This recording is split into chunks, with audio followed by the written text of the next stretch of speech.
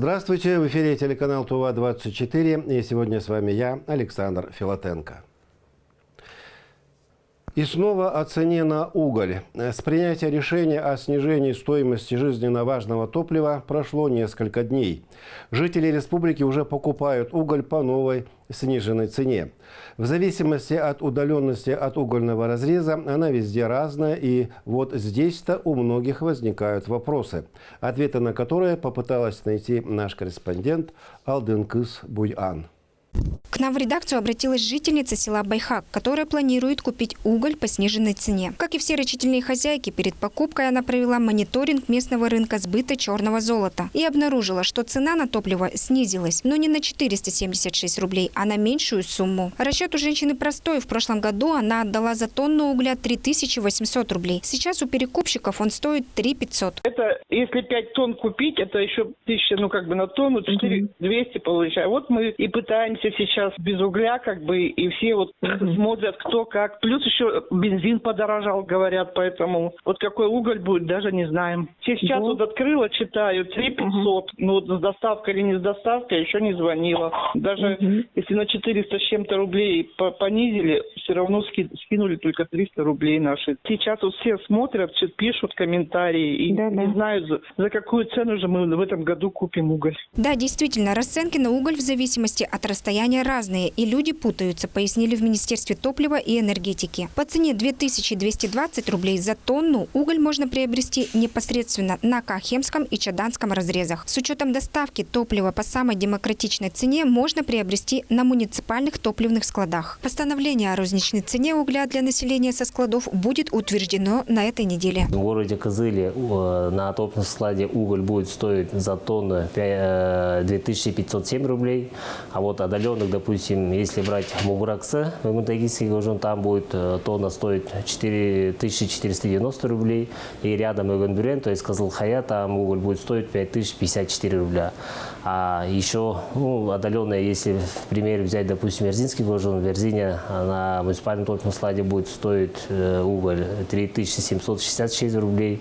И, соответственно, Самогалтая 3444 рубля. Также по расчетам, основанным на постановлении правительства, в Кызыле цена угля в мешках не может быть больше 125 рублей. Чтобы не допустить необоснованного завышения цен, Министерство топлива, служба по тарифам, налоговые органы, а также полиция еженедельно будут проводить выездные проверки. Эта проверка осуществляется совместно с службой по тарифам, наше министерство, налоговый орган, полиция, то есть сотрудники полиции осуществляют выезды в каждый топливный склад и проверяет в первую очередь это соответствие с данным постановлением, которое я озвучил, чтобы стоимости они не завышали установленной стоимости.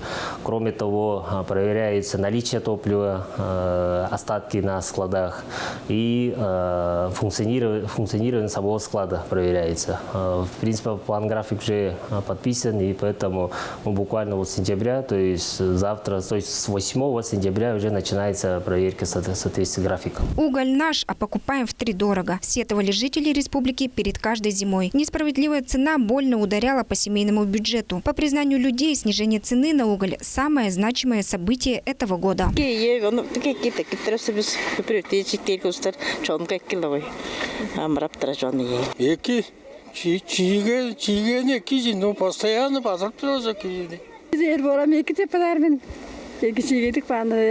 Ben sıkıntı sudan gelince kömür teçik bozan, çiğ kömür teçiğe bir çiğ kömür satandı te patlıcımıza. Klen öyle bir şeyler zonga da kıvırlı. Кажется, какие не могу не жить, как сад, придет телевизор догнать меня. Я когда моринчик чиgai begini. Да, это же нам kömürün 3500 gibi çastiklerin satat turgamıza morincik çikti padatır. Hekke de padatır. Aha. Menge hargalı var 3 olmadı dedi. Mekkilenya. Кажешь, как баргандар? Димун идистедир ба. Mekkilenya da var. Yüdüp çiğip proza. Üstprores. Çiğgen bazahan sen pay пенсионерин веритаска экеле. Главное, лед тронулся, резюмируют люди. Население и власти республики едины во мнении, что сейчас необходимо закрепить достигнутые результаты и взять под жесткий контроль соблюдение новых цен. Алдынкыз Буян, Буян Оюн, Кузел Сарых Сарен, ТУВА-24. 80 лет назад начался один из самых трагических этапов Великой Отечественной войны – блокада Ленинграда. Мужественные жители города стойко выдержали 872 дня. За время блокады от голода и обстрелов погибло около 1 миллиона человек. Блокада была снята 27 января 1944 года. За прошедшую неделю в Туве нетрезвыми водителями совершено 2 наезда на малолетних детей. В одном случае ребенок погиб. Второй малыш, к счастью, остался жив. Подробнее в материале Сайгына Бюрбю. Именно на этом месте произошел наезд на малолетнего велосипедиста в пятницу 3 сентября. Само видео наезда оставляет жуткое впечатление. Только благодаря чуду ребенок не остался инвалидом. После ДТП ребенок был немедленно госпитализирован в детское хирургическое отделение. Опасения врачей к их радости не оправдались. Уже в понедельник он был выписан домой. Освидетельствование виновного в ДТП горе-водителя показало наличие в выдыхаемом воздухе паров алкоголя. Что пили? 2 бутылки пива? Ну как совершили наезд, помните, на ребенка? Вину признаете свою? Также установлено, что 43-летняя женщина вообще не имеет водительского удостоверения. В отношении нее возведено дело административной ответственности за управление автомашиной в алкогольном опьянении. Будем надеяться, что у нее хватит совести восстановить детский велосипед. К сожалению, следующий наезд на ребенка закончился страшной трагедией. Следственно-оперативной группой установлено, что за рулем автомобиля Toyota Camry находился бесправный 27-летний житель ПГТ Хем, являющийся отцом пострадавшего малолетнего пешехода. Так, около дома при движении задним ходом мужчина не заметил и допустил наезд на 1,5-годовалую дочь, оказавшуюся на улице без присмотра взрослых. На момент происшествия ребенок находился позади транспортного средства. И в результате наезда от тяжести полученных травм малолетний пешеход скончался в реанимационном отделении медучреждения. Начали в этом месте все происходило. Машину поднимать. Он отсюда рванул, а здесь вот тут должна быть. Потому что пробуксовка он пошел. Машину, кто ее в травмпункт привез? Вот тот пробуксовка пошел туда и на большой скорости. Как и в первом случае, водитель не имел права управления автомашиной и тоже находился в состоянии опьянения. При проверке по базе ГИБДД установлено, что мужчина не имеет права управления транспортными средствами. Водительского удостоверения ему не выдавалось. Проверка в Республиканском наркологическом диспансере установила пребывание водителя в наркотическом состоянии опьянения. По данному факту следственным отделом межмуниципального отдела МВД России Кызылский возбуждено уголовное дело по части 2 статьи 264 Уголовного кодекса Российской Федерации. Госавтоинспекция настоятельно призывает граждан к благоразумности. Во избежание непоправимых последствий исключить и не допускать нетрезвого и бесправного вождения. Соблюдайте правила дорожного движения. Сайгын Бюрбю, Буян Оюн, Ангар Оржак, Тува-24. За 8 месяцев этого года на дорогах республики произошло около 300 автоаварий, в которых погибло 68 человек. Статистика свидетельствует о том, что участились ДТП с участием пьяных лихачей. Безопасность на дорогах республики обсудили в штабе общественной поддержки «Единой России». К чему пришли участники встречи, расскажет Айра Сад. Именно по вине пьяных водителей в этом году произошло 73 ДТП, и это на 14% больше, чем в прошлом году. В результате таких пьяных автоаварий скончалось 18 человек. Особую тревогу вызывает именно ДТП по вине водителей, находящихся в состоянии опьянения. В этом году зарегистрировано 73 пьяных ДТП, аналогичный период 64, рост на 14%. В результате которых получили ранения 112 участников дорожного движения, небольшое снижение на 9%. Также по вине водителей, которые отказались от прохождения медицинского свидетельства, мы понимаем, что они тоже находились в нетрезвом состоянии, зарегистрировано 10 ДТП, аналогичный период 11, в которых погибших не зарегистрировано, и 11 человек получили ранения, аналогичный период 19. Превышение скорости – одна из самых частых причин ДТП. В Туве продолжается реализация национального проекта «Безопасные и качественные автомобильные дороги». Благодаря проекту в регионе все меньше убитых участков. Как показывает практика, зачастую на ровной и отремонтированной трассе водителям все больше хочется разогнаться. И, к сожалению, превышение скорости не приводит ни к чему хорошему. 2019-2020 году в рамках вышеуказанных программ на территории республики в нормативное состояние приведено более 108 километров автомобильных дорог, в том числе на дорогах республики 76 километров и местных дорогах 31 километр дороги. А на текущий отчетный период Министерством дорожно-транспортного комплекса проводится работа на 26 объектах, на региональных 9 объектов, а в Кызыльской агломерации 13 объектов.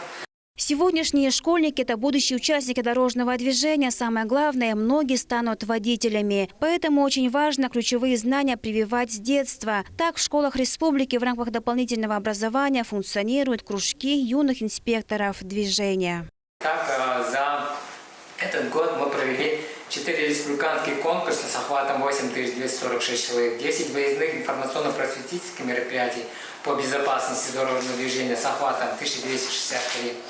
Республиканские 4 профилактические акции по безопасности с охватом 20 тысяч человек.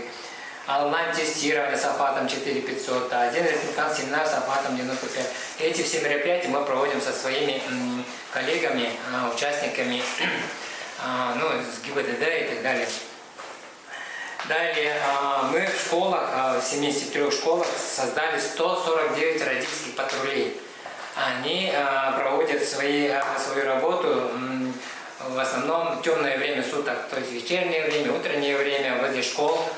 Безопасность на дорогах республики – главная тема круглого стола. Для стабилизации ситуации на дорогах профильными ведомствами были внесены свои предложения и рекомендации. Хотел бы подчеркнуть о том, что действительно по части работы по теме пьяных водителей в здравоохранении, допустим, надо дополнительные алкотесты или там дополнительные медицинские работники, наркологи, специалисты и так далее, которые в своих рекомендациях мы написали, чтобы они в кратчайшие сроки смогли обеспечить.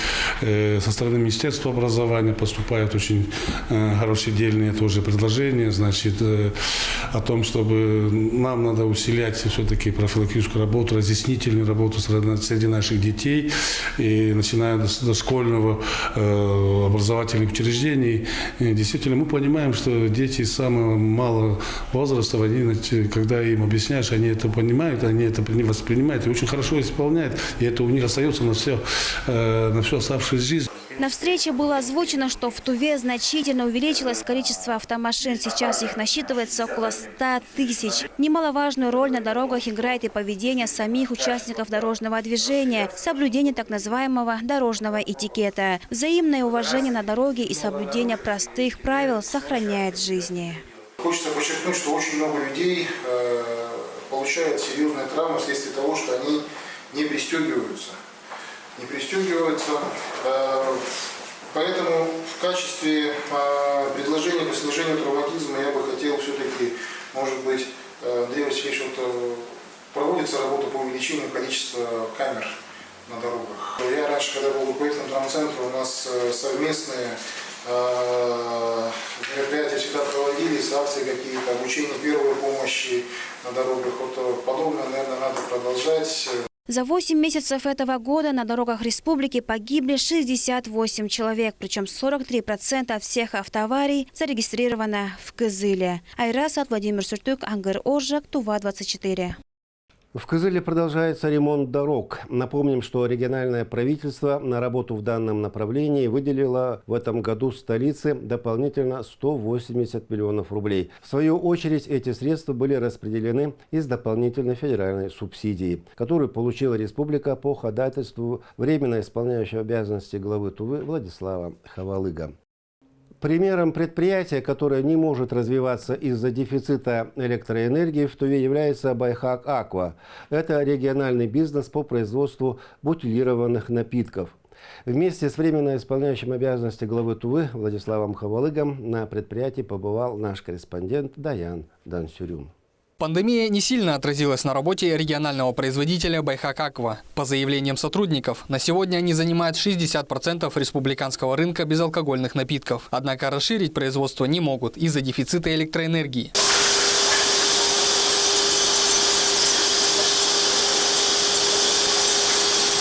Байхак-Аква – пример успешного бизнеса, развитие которого сдерживается только дефицитом электроэнергии. Устанавливать новое оборудование бессмысленно, потому что дополнительных источников электроэнергии нету. Все поступающее электричество уже распределено по существующим установкам. Иными словами, предприятие работает эффективно настолько, насколько позволяет возможности электросетей Тандинского Кожуна. У нас не хватает мощностей, и оборудование у нас работает по переменам. Из-за частых отключений у нас очень много брака по преформам, по бутылкам.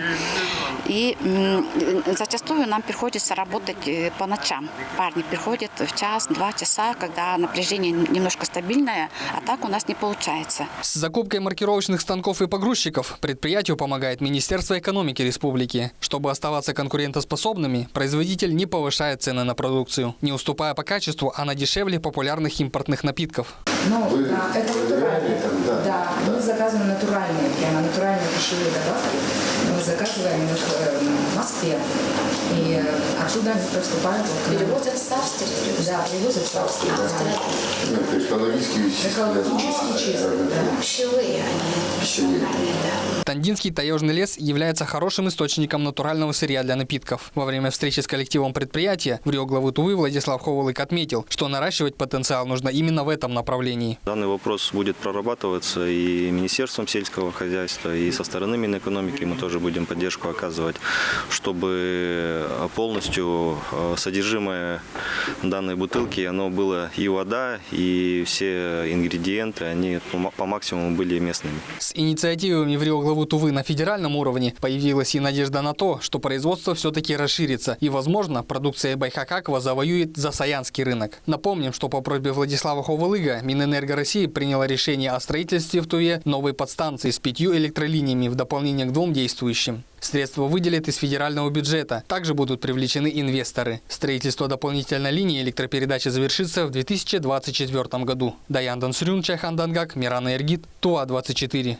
29 августа в Уфе финишировал национальный чемпионат «Молодые профессионалы». Из нескольких миллионов участников в финал прошли около 1800 конкурсантов, а обладателями призовых мест стали 315 участников. Один из призеров – наш земляк Алим Иргит.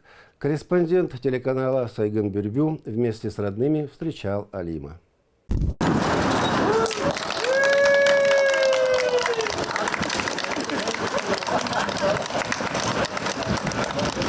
Соревнования проходили по более чем 100 профессиональным компетенциям, разделенным на 7 блоков. Алим Иргит принимал участие в номинации «Столярное дело».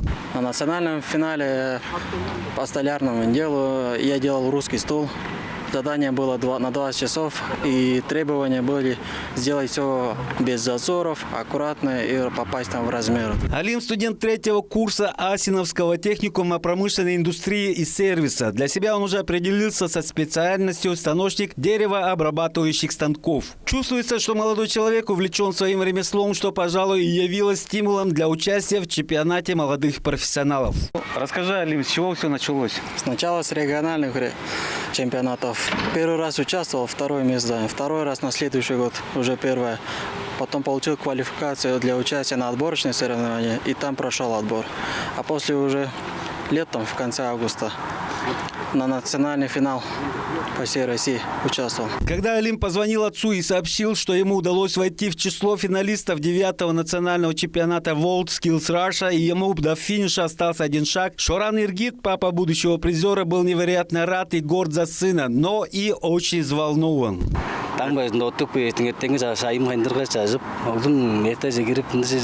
Я очень волновался и переживал за сына. Молился богам, небу, обрызгивал землю молоком, совершая подношение духам природы, чтобы они помогли сыну. Очень рад, что он отстоял честь своего техникума и оправдал наши надежды. Финальные соревнования национального чемпионата проводились в столице Башкирии, городе Уфа.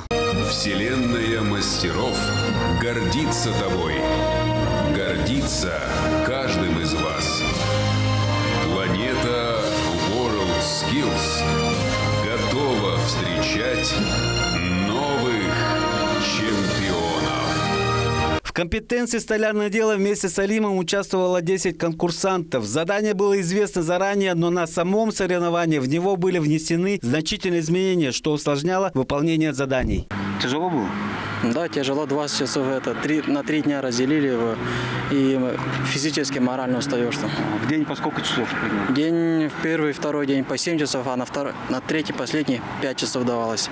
Алим признался, что когда на вручении наград он услышал свою фамилию, то сначала не поверил, ведь до самого конца имена призеров держали в тайне от участников. Победители в компетенции «Столярное дело».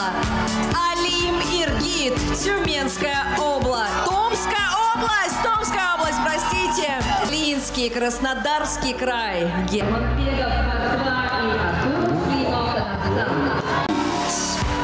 Сейчас Алим Иргид, который, к слову, выступал от Томской области, приехал на краткие каникулы домой. По возвращению в техникум победителя ожидает награда от губернатора Томской области. Поздравляем! Сайган Бербёч, Айхан Донгак, Кузел, Сарыксерен, Тува-24. В Туве ожидаются заморозки. По данным Тувинского центра по гидрометеорологии и мониторингу окружающей среды, в период с 7 по 8 сентября местами в земледельческой зоне ожидаются заморозки в воздухе и на поверхности почвы до 2 градусов. Забитые отложениями трубы, холод и грязная вода. О многочисленных и многолетних проблемах жителей многоквартирных домов по улице Саяно-Шушенской города Шаган-Арыга наша съемочная группа рассказывала не раз. И вот, наконец-то, здесь начался капитальный ремонт инженерных сетей. Какой зимы ожидать жителям замерзающих в предыдущие годы домов в Улугхеме, расскажет Айра Сад. Ольга Некрасова в этом доме живет 12-й год, и, по ее словам, каждую зиму проблемы одни и те же. Вот уже много лет в квартирах нет самого важного – стабильного тепла зимой. Устав жаловаться, жители смирились, привыкли тепло одеваться в благоустроенной в кавычках квартире и спать в одежде. Еще одна беда – из-за повышенной влажности и холода дети часто болеют. Вообще невыносимо. И ребенок постоянно болеет из-за этого, что влажность. В этом году, правда, сделали слив, маленько потеплее в доме было. А до этого мы реально, когда сюда переехали, мы чуть ли не в одежде спали. В доме вообще невыносимо. Как поясняют специалисты, неравномерное распределение тепла связано с тем, что в подвальном помещении установлен один элеваторный узел. Тепло по всему дому распределяется только через одно это устройство, тогда как по технологическим расчетам один элеваторный узел рассчитан только на 2 подъезда. Напомню, что 1,5 миллиарда рублей из федерального бюджета, выделенные благодаря усилиям в главы Тувы Владислава Ховалыга, распределили по важным отраслям республики, в том числе и на ремонт многоквартирных домов по улице Саяно-Шушенская, что в Улухемском районе. Сейчас в этом доме работы по капитальному ремонту внутридомовых инженерных систем горячего и холодного водоснабжения уже завершены. Также установлен дополнительный элеваторный узел. На данный год был предусмотрен только капитальный ремонт инженерной системы. Это отопление, горячая вода и канализация. Потому что в зимний период, когда канализация протекает и начинается влага, поступает вся в подъезд и сырость начинает с квартиры проникать. Сейчас поменена вся система отопления и приведены стояки общего пользования дополнительные, которых не было, не хватает. Но проблема с теплом – это только полбеды. И сейчас жильцов этого дома не меньше волнует состояние крыши. После дождя в квартирах лед ручьем, говорят жители. Ремонт после каждой такой протечки собственникам приходится делать на свои средства. Ольга Некрасова надеется, что после капитального ремонта жить станет намного комфортнее. В доме плесень, сырость. Запах неприятный. Каждый год с этим боремся, летом боремся. Осенью дождь мочит, зимой это все сырое стоит, весной опять по новой мочит. Потом летом как бы маленько подсыхает. Ну, я уже не знаю, сколько мы уже денег на эти ремонты потратили. Дождь вот шел, я снимала на видео по телефону. И вот с розеток текет.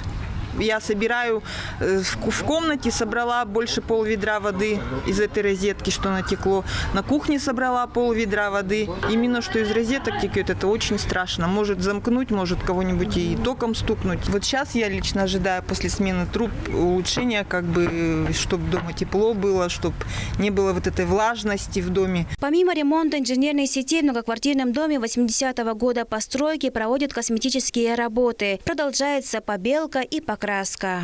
Сейчас в многоквартирном доме по улице Сайно-Шушенская, 6 продолжается косметический ремонт подъезда. Всего в Шагонаре планируется отремонтировать 156 подъездов в 60 многоквартирных домах. Как сообщил заместитель министра жилищно-коммунального хозяйства Тувы, на выделенные по инициативе Вреглова Тувы федеральные средства в Шагана-Рыге планируется также установить детские площадки и пробурить несколько скважин для воды. В городе Шаганаре уже сделано 2 скважины. И они сделаны по улице Малчин, 1 скважина, и по улице Кызыл-Инык-Кудажи тоже 1 скважина. В прошлом году проведены капитальные ремонты на проблемных домах, и в этом году капитальный ремонт продолжается, и думаю, что проблема по теплу данных домов снимется. Проблемных и холодных домов в Шагана-Рыге еще достаточно. Как сообщили в съемочной группе Тува-24, капитальный ремонт предусмотрен и в других многоквартирных домах. Помимо 6-го дома, в этом году также проведены ремонтные работы по улице Саяно-Шушенская, дом 5. То есть там заменены система отопления, горячее водоснабжение, холодное водоснабжение, канализация ниже нулевого уровня. Там работы уже завершились. В этом году запланированные дома, вот 5-й дом, 6-й дом, ремонтные работы по 5-му дому уже завершены, а по 6-му дому вот уже завершающий этап. На сегодняшний день Шагана-Рыг готов к встрече зимы на 76%. Плановые работы по подготовке к отопительному сезону продолжаются. А придется ли жителям этой зимой снова мерзнуть и утепляться, покажет только время. Айра Асад, Владимир Сертук, Мирана Иргит, Тува-24. 5 сентября в городе Эрт завершился первый отборочный этап Кубка Европы по сумо. Сумоисты сборной России выступили выше всяческих похвал. На их счету 12 медалей. Среди них есть и наши земляки. Саенбелек Тюлюш в весовой категории до 115 килограммов завоевал золото. Серебро в этой же категории за Айдыном Мангушем. Обладателем бронзы в весовой категории до 85 килограммов стал Субудай Шайдун. На этом у меня все. Следите за нашими новостями в социальных сетях. Берегите себя и будьте здоровы.